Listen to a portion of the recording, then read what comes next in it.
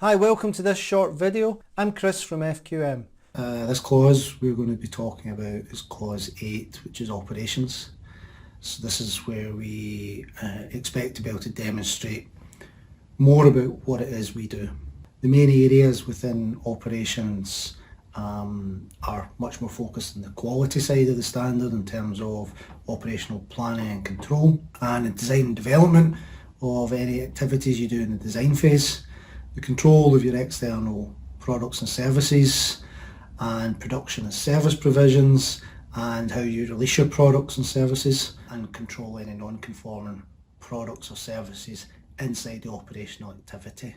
It's important also to recognise in here there are also within the operational planning controls hierarchy of controls and any plans you have in place for emergency preparedness and response associated to that. So your operational planning and control, so back in 6.1 we spoke about the processes you have in place to plan the provision of your products and services. So this may be around your project planning, could be around contracts management, could be around your manufacturing processes. Whatever it is, it's associated to your business, specific to the products and services. So you've determined what your requirements are, which may be driven purely by a specification, purely by legal requirements, or by customer spec or industry, or could be even higher than that in terms of the standard that you have to achieve. And then you look to identify within your business how you establish the criteria around how your processes, whatever they may be, identify how you get your products and services to be at that accepting standard. And what resources, so you remember before we spoke about resources to do with integrated management system, what you need to ensure your processes are achieved. So what are those resources to ensure that your products and services conform to the requirements that you've established? What controls you have in place around them. So it could be that it's quite straightforward. It could be just delivering a straightforward activity, maybe going out to a site, servicing something. The criteria around that may be that it wasn't working, now it is working, or it could be a lot more detailed than that. You could have different steps that are your control elements to determine criteria throughout, for example, a production process.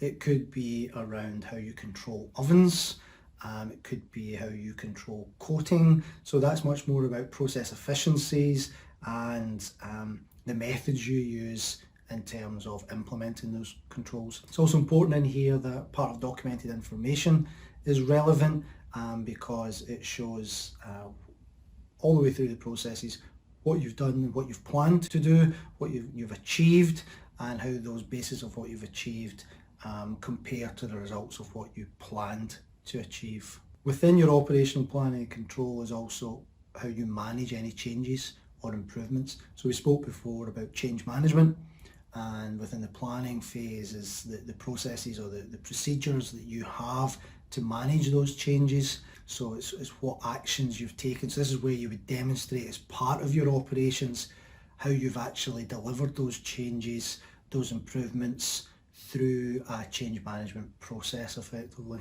Within your operational planning and control, you've also got to recognise what outsourced processes you need to control. So that could be where you have to use a subcontractor to do certain elements. It could be something like design. It could be that they are doing part of the manufacturing. It could be that the service that's being provided is in conjunction with a subcontracting company that you have control over that's working alongside you. It could be various elements of that. That can also include where you have risk management, health and safety management, environmental management, could be coming from an external source and providing you with guidance and support. Within operations associated to health and safety is also the hierarchy of controls. Now I'm not going to go into the detailed elements of this from an audit point of view, except to say that often when we deliver this type of training, we often find, and even when we're doing auditing, we often find many organisations don't recognise the hierarchy of controls. They see that the controls associated to risks within the hierarchy of controls for occupational health and safety and environment often jump straight to PPE. Often the controls they see that are required are the PPE measures that are put in place, without considering the fact that that is actually the last level of control that should be put in place. It's almost like your last line of defence. So what can you do as an organisation to go further up that hierarchy of control to consider eliminating the hazard, substituting the hazard, possibly isolating it so that they're not working in an area that can bring additional risk. Engineering controls, technology for example, new equipment, new ways of working, and of course additional training and administration and management around that. So as I said, I'm not going to go into the details of hierarchy of controls because that really sits within a dedicated health and safety and environmental management training course. But it is important to recognise that the hierarchy of controls is not just associated to your business only. It's got to also associate with any external businesses that you bring in to work within your facility or work within the site that you have responsibility for. So this is, for example, when you're procuring contractors. Let's take an example of bringing a contractor onto site, onto your factory, onto your facility to do an activity. You're inviting them in, you have control over your site. You have a number of ways that that control can be passed over through a permitting process, but it's important to recognise that you have the systems in place to demonstrate these hierarchy of controls, or at least assess that the company that's coming in that you've subcontracted work to demonstrate that they have the relevant hierarchy of controls, and they can show that through their method of demonstrating their processes, their procedures, their permits, their risk assessments, etc., etc.